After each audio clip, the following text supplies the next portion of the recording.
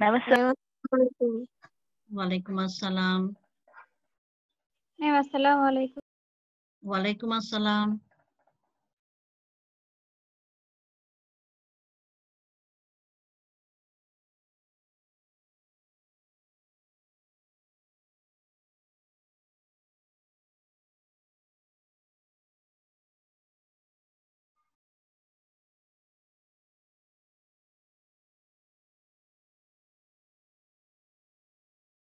কেমন আছো তোমরা? জি মিস, আলহামদুলিল্লাহ। আপনি কেমন আছেন? আলহামদুলিল্লাহ ভালো আছি। আসসালামু আলাইকুম। ওয়ালাইকুম আসসালাম। আসসালামু আলাইকুম। ওয়ালাইকুম আসসালাম। মিস আসসালামু আলাইকুম। ওয়ালাইকুম আসসালাম।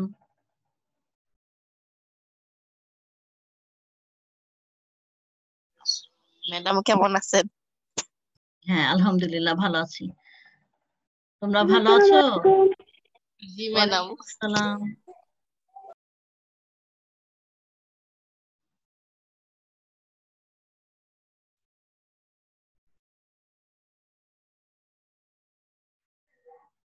গত লেকচারে যতটুকু পড়েছিলাম তোমরা একটু একটু দেখেছো তোমরা? জি মিস। দেখেছো না? না দেখলে কিন্তু কোনো মানে কোনোভাবে আগানো যাবে না, কেমন?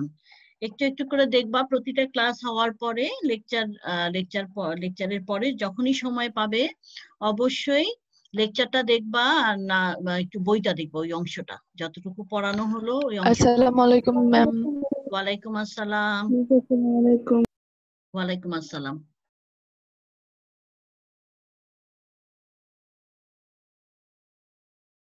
তাহলে মনে রাখতে পারবা না, কেমন? মনে রাখাটা কিন্তু কঠিন হয়ে যাবে। প্রথম মনে হবে যে হ্যাঁ মনে আছে, কিন্তু পরে দেখবা যে আর মনে নাই। হুম।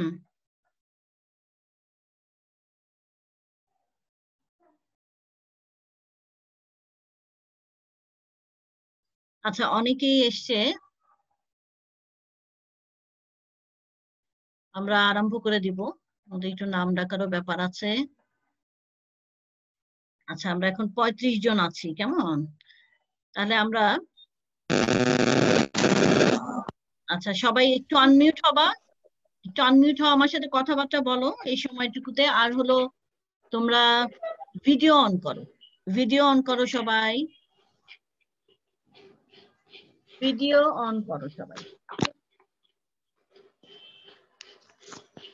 এই ধরনের নির্দেশনাই কিন্তু ছিল, তাই না? তোমরা ভিডিও অন করতে চাচ্ছ না কেন, বুঝতে পারলাম না।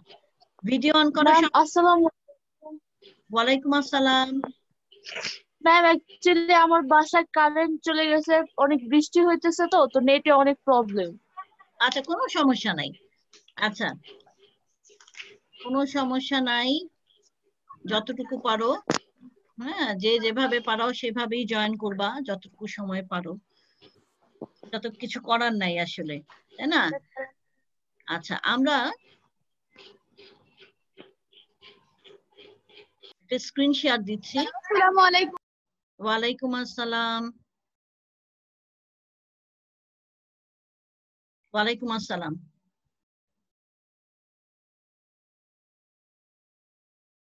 তোমরা সবাই কি দেখতে পাচ্ছ স্ক্রিন শেয়ারটা? সবাই দেখতে পাচ্ছ নাকি একটু বলো দেখি। মিস। জি মিস। আচ্ছা, দেখতে পাচ্ছ তাই না? তো আমরা জীববিজ্ঞান প্রথম পত্র, হ্যাঁ বলো, কিছু বলবে বলো। আচ্ছা, জীববিজ্ঞান প্রথম পত্র, একাদশ শ্রেণী, অধ্যায় 1, কোষ ও এর গঠন পড়ছিলাম। আমাদের লেকচার হলো 6, আজকের লেকচার হলো 6। শুনতে পাচ্ছ? আচ্ছা, মাঝে মাঝে একটু আনস্টেবল দেখায় কানেকশনটা, কিন্তু খুব বেজে বেজে আসে। হ্যাঁ মাঝে মাঝে এরকম হবে। আমি একটু বেঁধে বেঁধে। এখন কি ঠিক আছে দেখো তো? জি মিস, এবার ঠিক আছে। আমি অনেক কাটতেছে কথা। আচ্ছা ম্যাম এখন ঠিক আছে। আচ্ছা, আমরা গত বেশ কয়েকটি লেকচারে একটি আদর্শ উদ্ভিদ কোষের গঠন পড়েছি। হ্যাঁ, তো তো এর পরবর্তীতে আমরা নতুন যে টপিকে ছিলাম সেটা হচ্ছে কোষঝিল্লি। মনে আছে তোমাদের? কোষঝিল্লি আমরা আরম্ভ করেছি কিন্তু, তাই না? আচ্ছা, কোষঝিল্লি আমরা যখন পড়ছিলাম প্রথমেই আমরা একটু দেখে নিব কোষঝিল্লিটা কোথায় অবস্থিত কোষের। এটা একটা উদ্ভিদ কোষ, এবং উদ্ভিদ কোষের কোষ প্রাচীরের নিচে যে অংশটা তোমরা কি দেখতে পাচ্ছ? আমি যে দেখাচ্ছি, দেখতে পাচ্ছ না? আচ্ছা, এই যে এই অংশটা, এটা হলো, হ্যাঁ, এটা হচ্ছে কোষঝিল্লি বা প্লাজমা মেমব্রেন। গত লেকচারেও আমরা দেখেছি, তার আগের লেকচারেও দেখেছি, একটি আদর্শ উদ্ভিদ কোষের দ্বিমাত্রিক গঠন চিহ্নিত চিত্র যেটা আছে আমাদের পাঠ্যপুস্তকে, সেখানে খুব সুন্দরভাবে এই ছবিটা আছে, এবং এখানে প্লাজমা মেমব্রেনকেও খুব সুন্দরভাবে দেখা যাচ্ছে। আমরা ভৌত গঠন পড়ছিলাম। ভৌত গঠনে আমরা দেখতে পেয়েছি ড্যানিয়েল এবং ডেভসনের স্যান্ডউইচ মডেল, তাই না? মনে আছে তো, তাই না?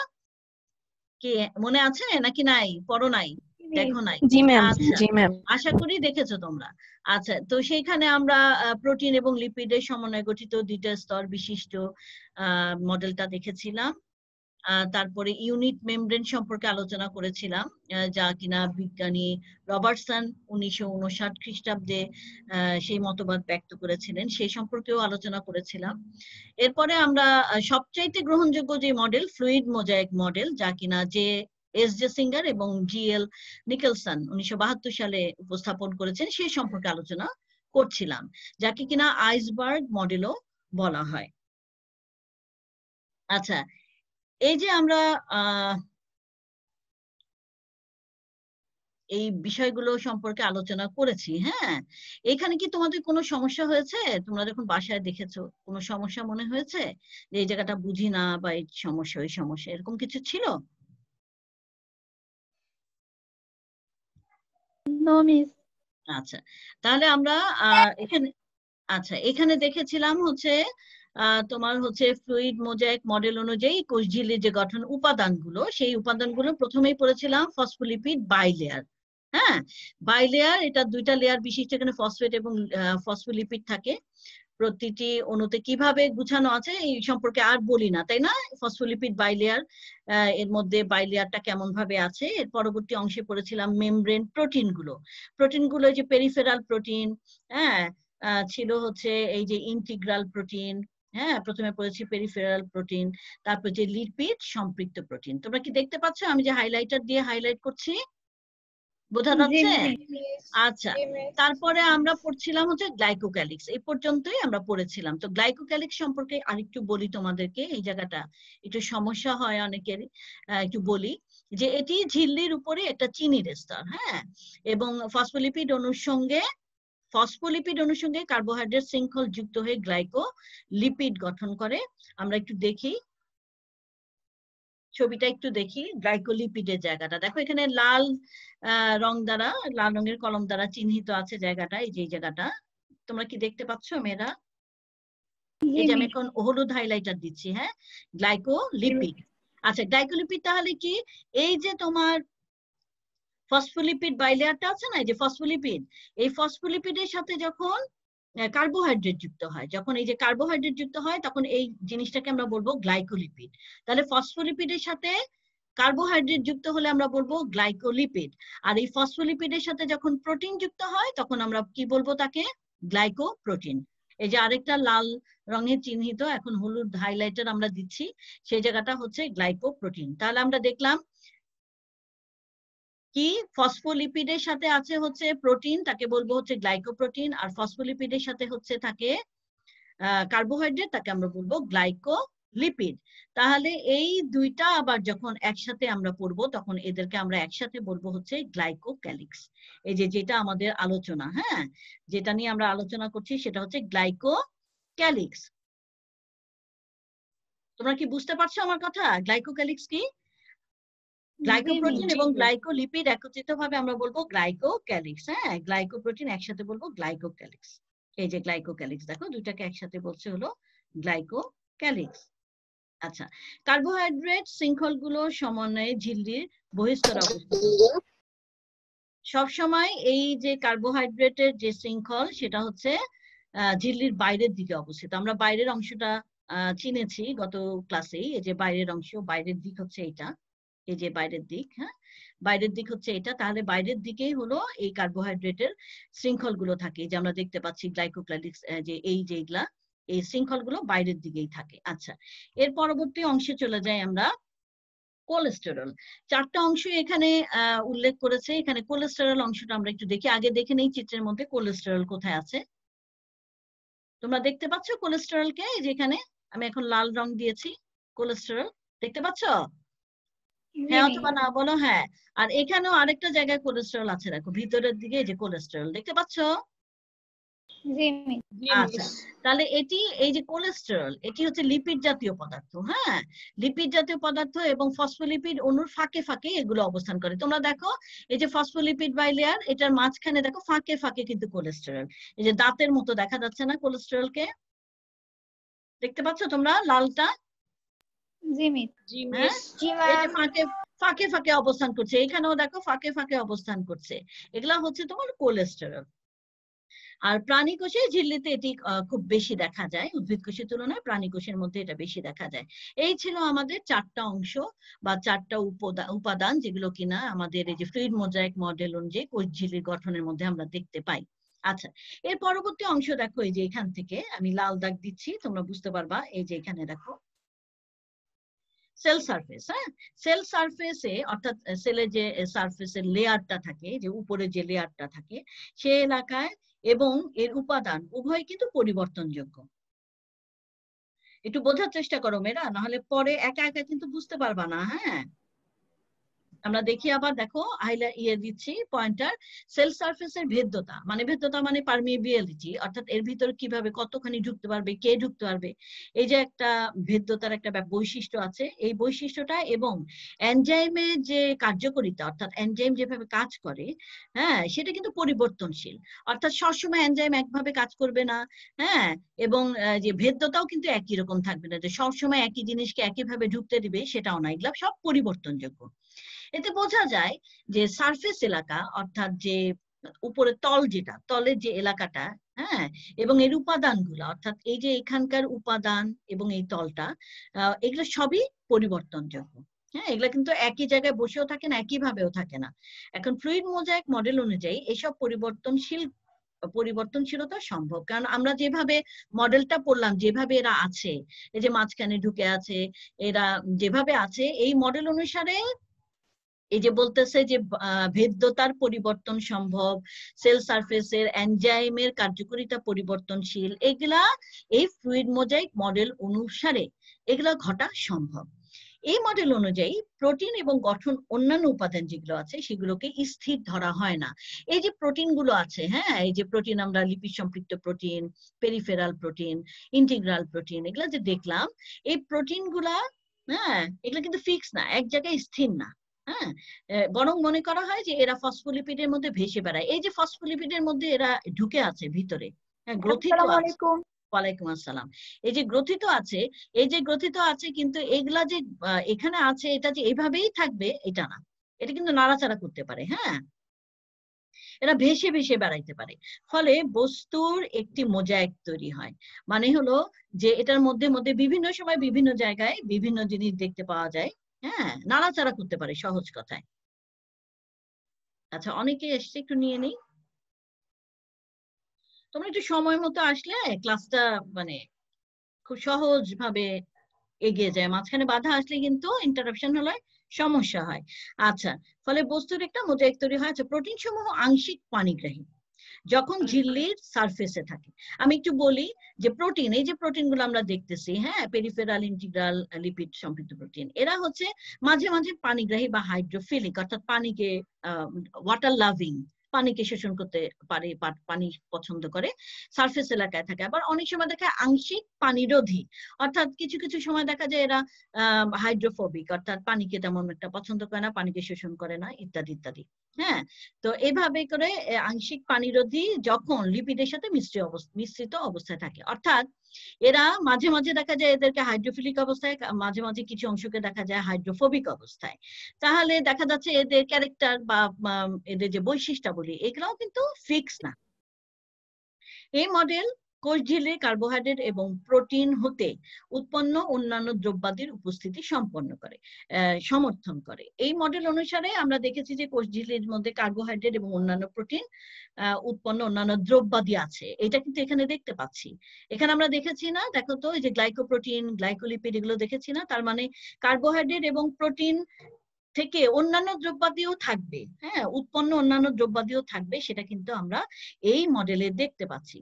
তাহলে কতিপয় বস্তু কোষের ভেতর হতে বাইরে বের করতে এবং বাইরে হতে ভেতরে প্রবেশ করাতে কোষঝিল্লি কার্বোহাইড্রেটের উপস্থিতি খুব গুরুত্বপূর্ণ হিসেবে বিবেচনা করা হয়। আচ্ছা, যাই হোক, আমরা এখন যতটুকু বললাম সেটা ছিল হচ্ছে যে আসলে কোষঝিল্লি কেমন এবং এই যে ফ্লুইড মোজাইক মডেল সেই অনুপাতে কোষঝিল্লির যে বৈশিষ্ট্য সেটা এই ফ্লুইড মোজাইক মডেল অনুযায়ী আমরা দেখতে পাই কিনা।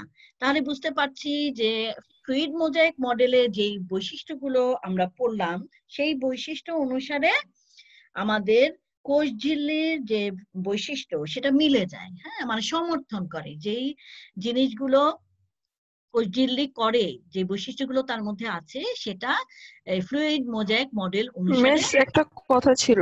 হ্যাঁ, বলো বলো বাবা। মিস, আমাদের বইয়ে যেখানে শেষের দিকে কোলেস্টেরলের যে প্যারাটা আছে ওটা ঠিক পরে একটা ফ্লিপ ফ্লপ মুভমেন্ট বলে, মানে কোষঝিল্লির একটা ফ্লিপ ফ্লপ মুভমেন্ট বলে একটা কথা আছে, এটা কি? আচ্ছা, আসছি তো, আমি এর পরের অংশেই পাবো আমরা এটা।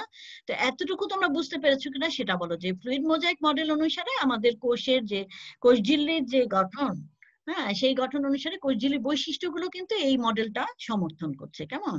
তাহলে এই পর্যন্ত। এরপরে দেখো, সাম্প্রতিক গবেষণা দেখা গেছে কোষঝিল্লিটি অনেকটা তরল পদার্থের ন্যায় আচরণ করে। তরল যেমন একদিক থেকে আরেক দিকে যেতে পারে, নাড়াচাড়া করতে পারে, হ্যাঁ, সেই রকম কোষঝিল্লির মধ্যে সেই ধরনের ক্যারেক্টারিস্টিক ফিচার আমরা দেখতে পাই। লিপিড অণু তরল পদার্থের ন্যায় ঝিল্লির একই স্তরে স্থান পরিবর্তন করে। লিপিড গুলোকে আমরা কিরকম দেখেছিলাম, হ্যাঁ, লেজ সহ, মাথা সহ, এরা কিন্তু নড়তে পারে, ঝিল্লির এক স্তর থেকে অন্য স্তরে যায়, তবে একই স্থানে একই স্তরে থেকে। আমি আরেকটু ছবিটা একটু দেখাই তোমাদের। এই যে স্তরগুলা, মানে এ কিন্তু স্তর চেঞ্জ করবে না, এখান থেকে ওইখানে চলে যাবে না, এ স্তর থেকে এ স্তর আসবে না, কিন্তু একই জায়গায় নাড়াচাড়া করবে। ঠিক আছে, এরা নাড়াচাড়া করতে পারবে। ঠিক আছে, বুঝতে পারছো?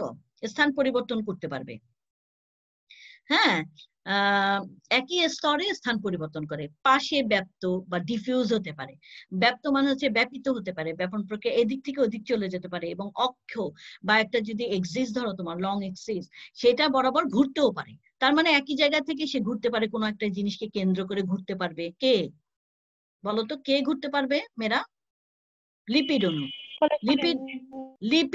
লিপিড অণু নড়তে পারে, অক্ষের মধ্যে ঘুরতে পারে। কেমন?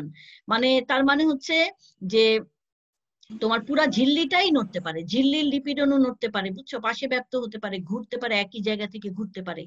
তো এই জন্য এই ঘোরা বা স্থান পরিবর্তনটাকে, এটাকে বলা হয় flip flop movement. Flip flop movement.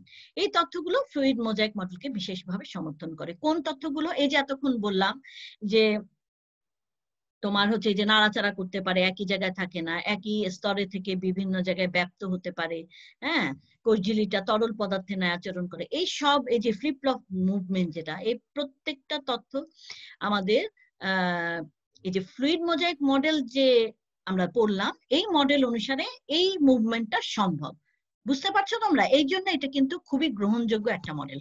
অনেক সময় প্রশ্ন আসে যে এই মডেলটা এত গ্রহণযোগ্য কেন, বা সবচাইতে গ্রহণযোগ্য কেন? কেননা এই মডেলটা অনুসারে যেই ধরনের ক্যারেক্টারিস্টিক ফিচার বা যেই ধরনের বৈশিষ্ট্য বলি কোষের ঝিল্লির মধ্যে থাকে, সেই বৈশিষ্ট্যগুলো এই ফ্লুইড মোজাইক মডেল সমর্থন করছে, বা ফ্লুইড মোজাইক মডেল অনুসারে এই তথ্যগুলো ফ্লুইড মোজাইক মডেলের মানে দুইজনকে সমর্থন করছে। সোজা কথা, যে ফ্লুইড মোজাইক মডেলকে এই তথ্যগুলো সমর্থন করে। তোমরা কি কথাটা বুঝতে পেরেছো? যে একজন আরেকজনকে, মানে একজন আরেকজনের পরিপূরক। ফ্লুইড মোজাইক মডেল অনুসারে যেরকম আমরা দেখতে পাইছি এর বৈশিষ্ট্যগুলো, সেই রকমই আসলে কোষঝিল্লির বৈশিষ্ট্যগুলো। সুতরাং মিলে যাচ্ছে, এই কারণে এই মডেলটাকে সবচাইতে গ্রহণযোগ্য মডেল হিসেবে বিবেচনা করা হয়। এরপর আমরা একদম অন্য একটা জায়গায় চলে যাব, সেটা হচ্ছে কোষঝিল্লির রাসায়নিক উপাদান। রাসায়নিক উপাদান, আমরা এটা মানে হালকা পাতলা ভাবে একদম মুখস্থ রাখতে হবে তা না, আবার একেবারে ভুলে গেলেও চলবে না, এটা আমাদেরকে জানতে হবে কোষঝিল্লির রাসায়নিক উপাদানগুলো কি কি। কোষঝিল্লিতে থাকে প্রোটিন, তোমরা জানো প্রোটিন থাকে, লিপিড থাকে। প্রোটিন থাকে 60 to 80%, সবচেয়ে বেশি। আর লিপিড থাকে হচ্ছে তোমার 20 to 40%। হ্যাঁ, এবং কোন কোন ক্ষেত্রে পলিস্যাকারাইড থাকে, যেগুলো থাকে হচ্ছে 4 থেকে 5%। তার মানে আমরা পার্সেন্টেজ গুলো মোটামুটি দেখলাম। তারপর 2 নম্বরে আছে দেখো প্রোটিন গাঠনিক উপাদান হিসেবে। ম্যাম পলিস্যাকারাইড কি? পলিস্যাকারাইড সম্পর্কে তোমরা 3 নাম্বার চ্যাপ্টারে পড়বা, এখন বিস্তারিত আলোচনা নাই করি। হ্যাঁ, পলিস্যাকারাইড একটা অবশ্যই উপাদান, সেটা সম্পর্কে আমরা পরবর্তী ধরো 3 নাম্বার চ্যাপ্টার যেটা, সেটা যখন পড়বো তখন বিস্তারিত আলোচনা করব। এটাও একটা উপাদান। আচ্ছা ম্যাম। আচ্ছা, প্রোটিন গাঠনিক উপাদান হিসেবে কাজ করে, এনজাইম হিসেবে এবং বাহক প্রোটিন হিসেবেও কাজ করে। তার মানে প্রোটিন যে আছে এটা কিভাবে কাজ করে, গাঠনিক উপাদান আমরা দেখেছি কিছুক্ষণ আগে যে গঠনের উপাদান হিসেবে কাজ করছে, এনজাইম হিসেবে কাজ করে, এবং বাহক প্রোটিন বা ক্যারিয়ার হিসেবে কোনো কিছুকে নিয়ে যেতে সহায়তা করে। হ্যাঁ, এদের গঠন ও পরিমাণগত পার্থক্য থাকতে পারে, অর্থাৎ প্রোটিনের গঠন বিভিন্ন রকম এখানে আমরা দেখেছি, এবং এদের পরিমাণ, হ্যাঁ, সব সেলেই যে একই ভাবে পরিমাণ যে একই রকম হবে, সব জায়গায় একই রকম হবে তা না, পরিমাণগত পার্থক্য থাকতে পারে। 3 নম্বরে আছে দেখো কোষঝিল্লির মোট শুষ্ক ওজন, অর্থাৎ ড্রাই। কোষঝিল্লিকে যদি শুষ্ক করে ফেলা হয়, পানি বের করে দেওয়া হয়, তাহলে সেই ওজনের 75 ভাগই হচ্ছে লিপিড। অর্থাৎ ওজন হিসাবে যদি আমরা হিসাব করি, তাহলে কোষঝিল্লির মোট শুষ্ক ওজনের বেশিরভাগই হচ্ছে লিপিড। অথচ দেখো লিপিডের পরিমাণ যেটা, সেটা কিন্তু সেকেন্ড পজিশনে আছে। হ্যাঁ, কিন্তু ড্রাই অবস্থাতে ওজন অনুপাতে 75 ভাগ হচ্ছে লিপিড, এবং লিপিড প্রধানত ফসফোলিপিড হিসেবে এখানে থাকে। তাহলে আমরা পড়েছি ফসফোলিপিড বাইলেয়ার, তাই না? তাহলে ফসফোলিপিড হিসেবে থাকে। ইতিমধ্যেই 5 রকম ফসফোলিপিড শনাক্ত করা হয়েছে, যার সরলটি হচ্ছে ফসফোটাইডিক অ্যাসিড এবং অন্যান্য 4টি জটিল প্রকৃতি। এগুলো হচ্ছে টাইপ, এত কিছু মনে রাখতে হবে না তোমাদের, মোটামুটি একটু জানো। হ্যাঁ, খেয়াল করবা এবং বাসায় একটু পড়বা, তাহলে দেখবা তোমাদের মাথায় জিনিসটা গেঁথে গেছে। জটিল ফসফোলিপিডের মধ্যে আছে লেসিথিন প্রধান। তাহলে প্রধানগুলা একটু মনে রাখবো আমরা। ফসফোলিপিড সরল আছে একটা, যেটার নাম হচ্ছে ফসফোটাইডিক অ্যাসিড। হ্যাঁ, আর জটিলের মধ্যে প্রধান হচ্ছে লেসিথিন। এগুলো আসতে পারে অবজেক্টিভ হিসেবে। হ্যাঁ, তারপরে ঝিল্লিস্থ, মানে ঝিল্লির মধ্যে তো ফসফোলিপিডের অর্ধেকের বেশি থাকে হচ্ছে লেসিথিন। এই জন্য লেসিথিন মানে গুরুত্বপূর্ণ অনেক, লেসিথিনের পরিমাণ অনেক বেশি। কোন কোন ক্ষেত্রে আরএনএ থাকতে পারে, যেমন উদাহরণ দিয়েছে পেঁয়াজের কুশি, আরএনএও থাকে এখানে। হ্যাঁ, তাহলে রাসায়নিক উপাদানগুলো আমরা জানলাম, লিপিড কতটুকু থাকে, কিভাবে থাকে, প্রোটিন কিভাবে থাকে, অন্যান্য উপাদান কিভাবে থাকে। কোষঝিল্লির কাজ, কোষঝিল্লির কাজ খুব ইম্পর্টেন্ট। আমরা এই যে কোষ আবরণী বা কোষঝিল্লি যে পড়লাম, আর কোষ প্রাচীর যে পড়েছিলাম প্রথমে, সেই দুইটা কিন্তু আমাদেরকে এরপরে একসাথে একটু দেখতে হবে, কাজ, গঠন ইত্যাদি ইত্যাদি, কারণ এটা তুলনামূলক আলোচনা আসে গঠনের ক্ষেত্রে, কাজের ক্ষেত্রে আমরা একটু মনোযোগী হব এই ক্ষেত্রে। হ্যাঁ, আচ্ছা, কোষঝিল্লির কাজ কি কাজ করে? এটা কোষীয় সব বস্তুকে ঘিরে রাখে। হ্যাঁ, সব বস্তুকে ঘিরে রাখে না এটা, তার মানে হচ্ছে এটা হচ্ছে প্রোটেকশন দেয়। বাইরের প্রতিকূল অবস্থা হতে অভ্যন্তরীণ বস্তুকে রক্ষা করে। কোনো প্রতিকূল অবস্থা যদি হয়, তাহলে ভিতরের বস্তুগুলোকে সেটা রক্ষা করবে। এছাড়া কোষঝিল্লির মধ্য দিয়ে বস্তুর স্থানান্তর, অর্থাৎ বাইরে থেকে ভিতরে, ভিতর থেকে বাইরে, কোষঝিল্লির মধ্য দিয়ে হয়ে থাকে। ব্যাপন নিয়ন্ত্রণ করে এবং সমন্বয় হয়। হ্যাঁ, তার মানে হচ্ছে যে কোনো কোষঝিল্লির মধ্য দিয়েই বস্তুর যাতায়াত হচ্ছে, ব্যাপন নিয়ন্ত্রণ হচ্ছে, এবং যে সমন্বয়, অর্থাৎ জিনিসপত্রের যে সমন্বয়, কম বেশি হয়ে গেলে সেটাকে আবার সমন্বয় করা, এই কন্ট্রোলটা করে থাকে। হ্যাঁ, কোঅর্ডিনেটও করে থাকে। আর 4 নম্বরে আছে দেখো, ঝিল্লিটি একটি কাঠামো হিসেবে কাজ করে। কাঠামো মানে স্ট্রাকচার, স্ট্রাকচার হিসেবে কাজ করে যাতে বিশেষ এনজাইম এতে বিন্যস্ত থাকতে পারে। অর্থাৎ এনজাইম গুলো এর মধ্যে কিভাবে বিন্যস্ত থাকবে, হ্যাঁ, ভিতরে থাকবে কিভাবে, তো একটা যদি কাঠামো না থাকে তার মধ্যে তো জিনিস থাকতে পারবে না। তাহলে এটা এনজাইমের জন্য একটা কাঠামো সৃষ্টি করে, যার ভিতরে এনজাইম বিন্যস্ত থাকতে পারে। এছাড়া ভেতর থেকে বাইরে এবং বাইরে থেকে ভিতরে বস্তু স্থানান্তর করে, এটা আগেও বলেছি যে স্থানান্তর, বস্তুর স্থানান্তর করে হচ্ছে কোষঝিল্লি। এটা তোমরা ক্লাস 9-এও পড়েছো। এছাড়া 6 নম্বরে আছে, এখন কি আসছো 316। আচ্ছা, বিভিন্ন বৃহদাণু সংশ্লেষণ করতে পারে, অনেক বড় বড় অণু, ম্যাক্রোমলিকিউলকে এরা তৈরি করতে পারে। আর বিভিন্ন রকম তথ্যের ভিত্তি হিসেবে কাজ করে, অনেক তথ্য, অনেক ইনফরমেশন সোর্স হিসেবে কাজ করে, অনেক ইনফরমেশন এর মধ্যে থাকে এবং এটা ইনফরমেশনের সোর্স হিসেবে কাজ করে, উৎস হিসেবে কাজ করে। পারস্পরিক বন্ধন, বৃদ্ধি, চলন ইত্যাদি কাজেও এর ভূমিকা আছে। অর্থাৎ পারস্পরিক বন্ধন মানে হচ্ছে কোষের মধ্যে জিনিসগুলোর পারস্পরিক বন্ধন বলো আর পাশাপাশি অবস্থিত বিভিন্ন কোষের বন্ধন বলো, এই বন্ধনের কাজে, তাছাড়া কোষের বৃদ্ধি, কোষের যে চলন বা মানে কোষ যে জায়গা বদল করতে পারে যদি, মানে সেই ক্ষেত্রেও কিন্তু, বা ভিতরের অঙ্গাণুগুলোর যে চলন সেগুলোর জন্য কিন্তু এর ভূমিকা আছে। আর ফ্যাগোসাইটোসিস প্রক্রিয়ায় কঠিন এবং পিনোসাইটোসিস প্রক্রিয়ায় তরল বস্তু গ্রহণ করে। তোমরা এই ফ্যাগোসাইটোসিস, পিনোসাইটোসিস পরবর্তী অংশে পাবা বিস্তারিত ভাবে, এটা তখন বুঝতে পারবা। ফ্যাগোসাইটোসিস একটা প্রক্রিয়া যেখানে জীবাণু ভক্ষণ করে। তোমরা এই প্রক্রিয়ার নাম শুনেছো, হোয়াইট ব্লাড সেল ফ্যাগোসাইটোসিস প্রক্রিয়ায় জীবাণু ভক্ষণ করে। তোমাদের মনে আছে নামটা? বলো দেখি। হ্যাঁ টিচার, ওই যে ব্লাড সেলে প্রহরী হিসেবে কাজ করে, তাই না, ব্লাড সেল। আচ্ছা, সেখানে এই প্রক্রিয়ায় কঠিন এবং পিনোসাইটোসিস পরবর্তীতে দেখবা এই প্রক্রিয়ায় তরল বস্তু গ্রহণ করতে পারে সে। আর এনজাইম ও অ্যান্টিজেন ক্ষরণ করে। আমরা বলেছি যে কোষ থেকে অনেক বস্তু খরিত হয়, বের হয়ে যায়, সেই এনজাইম অ্যান্টিজেন এগুলোকে ক্ষরণ করতে সহায়তা করে হচ্ছে কোষঝিল্লি। এছাড়া কোষের বাইরে থেকে নিউরো ট্রান্সমিটার, তারপর হরমোন ইত্যাদি রূপে তথ্য সংগ্রহ করে। তার মানে হচ্ছে যে কোষের বাইরে থেকে যে কোনো কিছু সেন্স আসে যে, এবং হরমোন এগুলোকে মানে তথ্য, হরমোন নিউরো ট্রান্সমিটার হিসেবে যে তথ্যগুলো সংগ্রহ করা, সোজা কথা কোষের বাইরে থেকে তথ্য সংগ্রহ করা, হ্যাঁ সেটা এর কাজ। তথ্য সংগ্রহ করতে পারে, বাইরে কি অবস্থা, সেলের কোষের বাইরে কি অবস্থা, সেই যে তথ্যটা, এটা কিন্তু কোষের ঝিল্লির মধ্য দিয়ে আমরা পেয়ে থাকি। এছাড়া স্নায়ু উদ্দীপনা সংবহন করে, অর্থাৎ আমাদের যে আমরা যে স্নায়বিক উদ্দীপনা আছে, আমরা সেন্স করতে পারি কোনো কিছু, হ্যাঁ বুঝতে পারি, হ্যাঁ সেটা কিন্তু এই উদ্দীপনাটা আমাদের সংবহন করে। হ্যাঁ, এই হলো কোষঝিল্লি। কোষঝিল্লি কিন্তু খুবই ইম্পর্টেন্ট একটা জায়গায়, কাজগুলো তো বুঝতেই পারছো। ম্যাম সংবহন মানে কি? পরিবহনের মতোই সংবহন, হ্যাঁ সংবহন করে, এক জায়গা থেকে আরেক জায়গায় নেওয়া, হ্যাঁ ইত্যাদি ইত্যাদি। আচ্ছা, কোষঝিল্লির বিভিন্ন অবস্থা একটু দেখি আমরা, সময় আছে আমাদের হাতে। প্রথমে দেখবো মাইক্রোভিলাই। মাইক্রোভিলাই বারবারই আসে সংজ্ঞা হিসেবে। আচ্ছা, অন্ত্রের অ্যাপিথিলিয়াম কোষ, এটা একটা বিশেষ কোষ। অন্ত্র তো তোমরা চেনোই, এখানে অ্যাপিথিলিয়াম কোষ থাকে, সেটাও তোমরা জানো, 9 এর বইয়ে ছিল, প্রাণী কোষে তোমরা পড়েছো।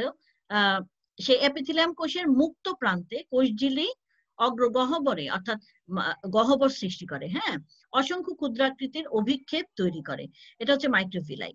মাইক্রোভিলাই নামে পরিচিত এই অভিক্ষেপগুলোর সংখ্যা হচ্ছে প্রতি কোষে 3000 পর্যন্ত হতে পারে। তার মানে মাইক্রোভিলাই হচ্ছে অ্যাপিথিলিয়াম কোষের কোষঝিল্লির মধ্যে এক ধরনের গহ্বরের মতো অভিক্ষেপের মতো সৃষ্টি হয়, সেটা হচ্ছে তোমার মাইক্রোভিলাই। এর কাজ হলো কোষের শোষণ অঞ্চলের আয়তন বৃদ্ধি করা। হ্যাঁ, আমি একটু দেখাচ্ছি তোমাদেরকে, এত মাঝখানে মাঝখানে তোমরা আসলে ইন্টারাপশন হয় আসলে।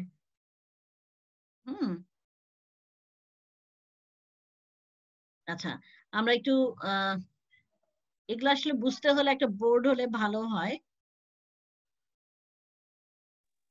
আচ্ছা, আমি দেখাতে পাচ্ছি না। তারপরে মাইক্রোভিলাই আমি একটু দেখাবো, ইসে আমাদের আদর্শ কোষের ছবিটাতে একটু দেখানো যাবে, সেই জায়গাটা একটু দেখো। এরপর আছে ডেজমোজোম। হ্যাঁ, এই যে ঝিল্লিটাই বিভিন্ন অবস্থায় থাকে, মাইক্রোভিলাই কিন্তু ঝিল্লিটাই অন্য অবস্থায় থাকে, একটা অভিক্ষেপের মতো ঝুলে থাকে, ভিতরে একটু ভিতরের দিকে ঢুকে একটু ঝুলে থাকে, সেটা হচ্ছে মাইক্রোভিলাই। ডেজমোজোমটা দেখো কি, কোষঝিল্লির কোন কোন স্থানে টোনোফাইব্রিল নামক, হ্যাঁ টোনোফাইব্রিল নামক অসংখ্য ফিলামেন্ট যুক্ত, হ্যাঁ ফিলামেন্ট যুক্ত বৃত্তাকার অঞ্চল দেখা যায়। হ্যাঁ, তার মানে হচ্ছে ভিতরে বৃত্তাকার গোল গোল অংশ দেখা যাবে। টোনোফাইব্রিল সহ ওই বৃত্তাকার অঞ্চলকে ডেজমোজোম বলে। আমরা চেষ্টা করব তোমাদেরকে ছবিতে দেখানোর জন্য। ডেজমোজোম হচ্ছে তাহলে অভিক্ষেপ না, এটা হচ্ছে এক ধরনের বৃত্তাকার অঞ্চল, মনে রাখবা বৃত্তাকার অঞ্চল। সেটা হচ্ছে কে তৈরি করে, কোষঝিল্লি কিন্তু তৈরি করে। কোষঝিল্লিরই বিভিন্ন রূপ হচ্ছে মাইক্রোভিলাই, ডেজমোজোম। হ্যাঁ, তারপর হচ্ছে ফ্যাগোসাইটিক ভেসিকল। ভেসিকল কি দেখো, কঠিন খাদ্যকণাকে আবৃত করে যে গহ্বর সৃষ্টি হয়। বিভিন্ন ধরনের খাদ্যকণা শরীরের মধ্যে থাকে, যে কঠিন খাদ্যকণাগুলো থাকে এগুলোকে আবৃত করে, মানে ঢেকে ফেলে একটা গহ্বর, বা গহ্বর তো চিনো, কোষ গহ্বরের মতো ছোট ছোট গহ্বর সে সৃষ্টি হয়, সেটা হচ্ছে ফ্যাগোসাইটিক ভেসিকেল। এবং এই প্রক্রিয়াকে বলা হয় ফ্যাগোসাইটোসিস। ওই যে আমি বললাম ফ্যাগোসাইটোসিস আমরা পড়েছি হোয়াইট ব্লাড সেলের ক্ষেত্রে। তারপরে পিনোসাইটিক ভেসিকেল, যেটা তোমরা আমাদের ছবিতেই পাবা, একটু পরে দেখিয়ে দিচ্ছি। আচ্ছা ম্যাম, বলেন। ফ্যাগোসাইটোসিস না জীবাণু ভক্ষণকারী প্রক্রিয়া, মানে জীবাণু দংশন করে আমাদেরকে, কিন্তু এখানে তো বলা কঠিন খাদ্যকণাকে আবৃত করে যে গহ্বর সৃষ্টি করে, এবং এই প্রক্রিয়া সেটা ভ্যাসিকালটা এবং প্রক্রিয়াকে ফ্যাগোসাইটোসিস বলো। ফ্যাগোসাইটোসিস প্রক্রিয়ায় মূলত তোমার জীবাণু ভক্ষণ হয়, বুঝতে পারছো? মূলত তোমার জীবাণু ভক্ষণকারী প্রক্রিয়াটার নাম হচ্ছে ফ্যাগোসাইটোসিস। এই প্রক্রিয়াতে ফ্যাগোসাইটিক যে ভেসিকেল হয় তার মধ্যে খাদ্যকণাও কিন্তু আবৃত হয়। এমনও হতে পারে খাদ্যকণার সাথেই তোমার জীবাণু থাকে, সেই ক্ষেত্রেও হতে পারে, ঠিক আছে? আবার হ্যাঁ, ভেসিকেলটা বিভিন্ন কাজে আসে, তবে ফ্যাগোসাইটোসিস প্রক্রিয়াটায় মূলত জীবাণু ভক্ষণ করা হয়। হ্যাঁ, পিনোসাইটিক ভেসিকেল কোষঝিল্লির কোন স্থানে ফাটল, আচ্ছা থ্যাংক ইউ, কোষঝিল্লির কোন স্থানে ফাটল যদি সৃষ্টি হয় তাহলে উক্ত ফাটল স্থান দিয়ে পানি বা অন্য কোনো তরল পদার্থ গড়িয়ে কোষ অভ্যন্তরে প্রবেশ করে, অর্থাৎ বাইরে থেকে সেই ফাটল পথে মানে তোমার তরল পদার্থ ভিতরে যেতে পারে। হ্যাঁ, প্রবেশ করে পিনোসাইটিক যে ভেসিকেল ছিল, আমরা পিনোসাইটিক ভেসিকেল এটা এখন পড়ছি, এই ভেসিকেলের সৃষ্টি করে। তার মানে লিকুইড কোনো জিনিসকে রাখার জন্য যে ভেসিকেল তা হচ্ছে পিনোসাইটিক ভেসিকেল, এবং এই প্রক্রিয়াকে বলা হয় পিনোসাইটোসিস। অনেক সময় দেখা যায় যে কোষ ঝিল্লি ফেটে যায়, হ্যাঁ, ফাটল হইলো, তাহলে বাইরে থেকে লিকুইড যদি ঢুকে সেই লিকুইডটাকে রাখার জন্য যে ভেসিকেল সৃষ্টি হয় সেটা হচ্ছে পিনোসাইটিক ভেসিকেল, আর প্রক্রিয়াটা হচ্ছে পিনোসাইটোসিস। ঠিক একইভাবে যদি খাদ্যকণা মানে কঠিন কিছু ঢুকে অথবা রোগ জীবাণু ঢুকলো, হ্যাঁ, সেই ক্ষেত্রে যে গহ্বর সৃষ্টি হয় তার নাম হচ্ছে ফ্যাগোসাইটিক ভেসিকেল, এবং তার প্রক্রিয়াটার নাম হচ্ছে ফ্যাগোসাইটোসিস। বুঝতে পারছো তোমরা? আর গোল অন্য কোনো কারণে যদি টনোফ্রাইবিল নামক ফিলামেন্ট যুক্ত বৃত্তাকার অঞ্চলে সৃষ্টি হয় তাকে আমরা বলবো হচ্ছে ডেসমোজম, আর যদি অভিক্ষেপের মতো সৃষ্টি হয় তাকে আমরা বলবো মাইক্রোভিলাই। ঠিক আছে? তাহলে এরপরে আমরা কোষ প্রাচীর কোষ ঝিল্লির একটা পার্থক্য দেয়া আছে আমাদের বইয়ে, সেটা আমরা দেখবো, নিজেরাই দেখবো। আজকে আমি এটা আলোচনা করব না, তোমাদেরকে এটা বাড়ি কাজ দিব, এবং পরবর্তীতে বাড়ি কাজে দেখো তোমাদের জন্য আছে স্যান্ডিজ মডেল কে প্রস্তাব করেন, ফ্লুইড মোজাইক মডেল কে প্রস্তাব করেন, ইউনিট মেমব্রেন কি, ফ্লিপ ফ্লপ মুভমেন্ট কি। গত লেকচারে কিন্তু আমরা বাড়ি কাজ দিই নাই, আজকে তোমরা এটা একটু স্ক্রিনশট নিয়ে রাখো। কোষ ঝিল্লির স্যান্ডিজ মডেল ব্যাখ্যা করো, কোষ ঝিল্লির ফ্লুইড মোজাইক মডেল ব্যাখ্যা করো, আর ফ্লুইড মোজাইক মডেল অনুযায়ী কোষ ঝিল্লির গঠন চিত্রের সাহায্যে উপস্থাপন করো। তার মানে আমরা যে চিত্রটা দেখেছি সেটা তোমরা শিখবে এবং আঁকবে। এখানে বেশিরভাগই হচ্ছে আমাদের 4 নাম্বার পর্যন্ত হচ্ছে জ্ঞানমূলক প্রশ্ন, তারপরে গুলো হচ্ছে অনুধাবনমূলক প্রশ্নটা, কেমন? সুতরাং এক্ষেত্রে আমি চাবো যে তোমরা বাড়ি কাজগুলো করে আমাদের গ্রুপে শেয়ার করে দিবে। আচ্ছা, আমরা একটু নাম ডাকছি, আমরা 1 থেকে 10 এর মধ্যে।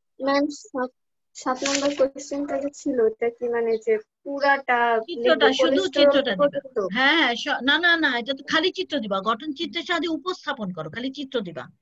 7 নম্বরে শুধু চিত্র, আর 8 নাম্বার হচ্ছে 6 নাম্বার হচ্ছে ব্যাখ্যাটা। আচ্ছা, আলাদা করে দিয়েছি। এখন তোমরা 1 থেকে 10 এর মধ্যে একটু বলো, আমরা 5 মিনিট আছে আমাদের হাতে। 1 থেকে 10 কে কে আছো? তোমরা স্ক্রিনশট নিয়ে রাখো, তাহলে সুবিধা হবে আমার জন্য, আমি স্ক্রিন শেয়ারিং স্টপ করে দিব। 1 থেকে 10 এর মধ্যে কে কে আছো? কেউ আছো? ম্যাম 6। আচ্ছা বলো। ম্যাম 302। আচ্ছা 2, 6, আর 1 থেকে 10 এর মধ্যে? ম্যাম 309। 9, 10 আছো? 11 থেকে 20 এর মধ্যে কে কে আছো বলো? 11 থেকে 20। 11। 11, ম্যাম 12। হ্যাঁ 11, 12। 12, 12। 317। 17, 14। ম্যাম 319।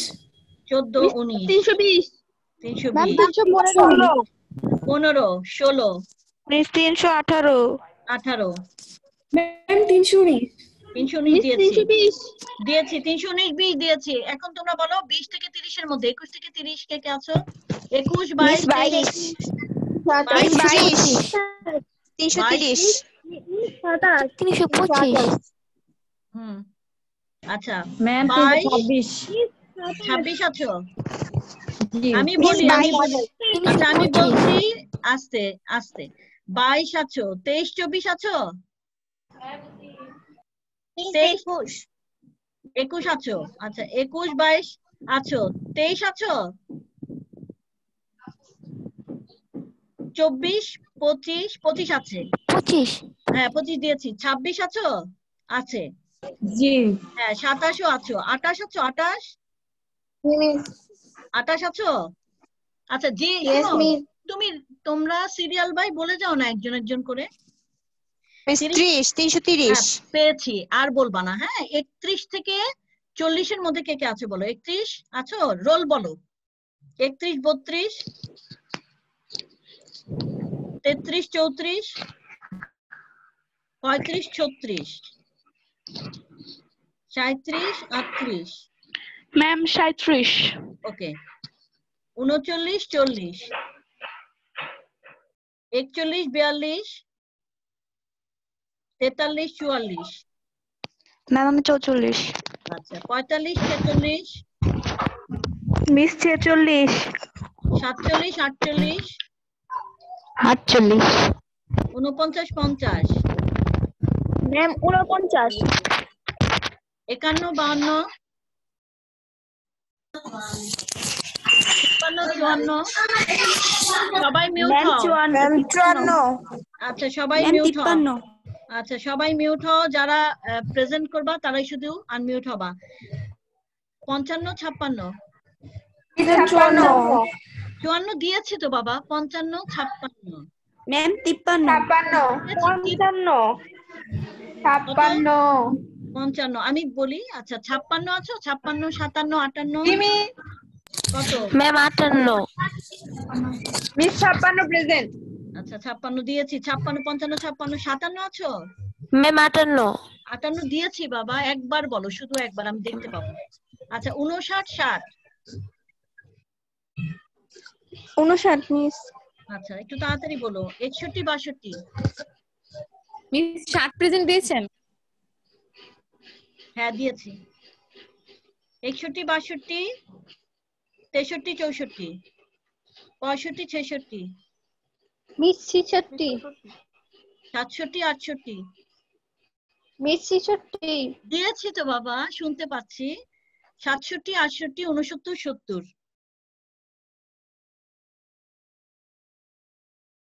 আচ্ছা 71 72 73 74 শুনতে পাচ্ছ তোমরা আচ্ছা 73 74 75 76 মিস 76 আচ্ছা 77 78 79 80 81 82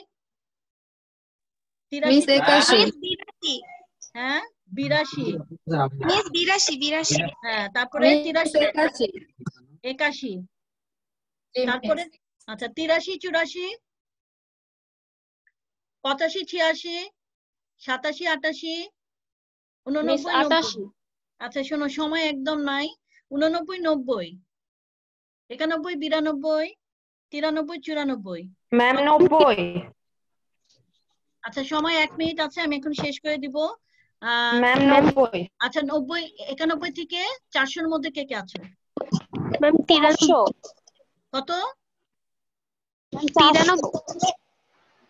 400 আছো আচ্ছা 93 দিয়েছি 93 আচ্ছা আর 400 এর মধ্যে আর কি 400 এর পরে কে কে আছো বলো শেষ আমাদের সময় শেষ মিস 404 প্রেজেন্ট 404 402 402 মিস 404 415 আর 413 13 মিস 404 404 দিয়েছি ম্যাম 402 402 দিয়েছি বারবার বলবা না হ্যাঁ সময় শেষ তাহলে আজকের মতো আমরা এখানেই শেষ করব 410 410 যে কোনো সময় কেটে যাবে আমাদের 410 দিয়েছি তাহলে আমরা আজকে এই পর্যন্তই শেষ করতে পারবো হয়তোবা